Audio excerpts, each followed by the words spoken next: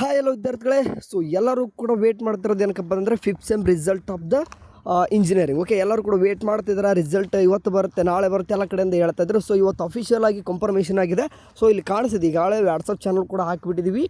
Attention student ಅಂತ ಹಾಕ್ಬಿಟ್ಟು VTU B and BTech 5th sem semester ಸ್ಟೂಡೆಂಟ್ಗೆ 2022 ಸ್ಕೀಮ್ ಇರೋಂಥ ಸ್ಟೂಡೆಂಟ್ಗೆ result will be announced today at 7 PM ಅಂತ ಹಾಕೋರೆ.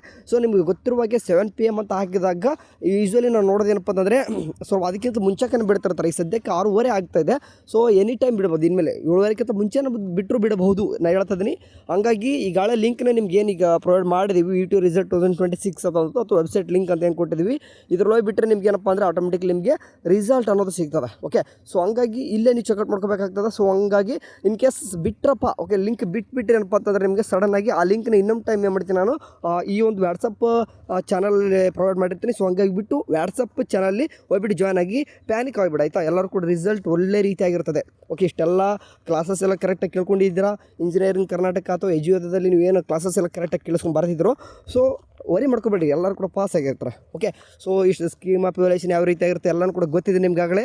ಸೊ ನೀವು ಆಗಲೇ ಮೋಸ್ಟ್ ಆಫ್ ದ ಸೀನಿಯರ್ ಈಗಾಗಲೇ ಸದ್ಯಕ್ಕೆ ಹೋದರೆ ಇನ್ನೂ ಸ್ವಲ್ಪ ದಿನ ಆಗಿಬಿಟ್ರೆ ನಿಮ್ದು ಇನ್ನೊಂದು ಸೆಮಿಸ್ಟರ್ ಮುಗಿದೇ ಬಿಡುತ್ತೆ, ನಿಮ್ಮದು ಇಂಜಿನಿಯರಿಂಗೇ ಮುಗಿದೇ ಬಿಡ್ತದೆ.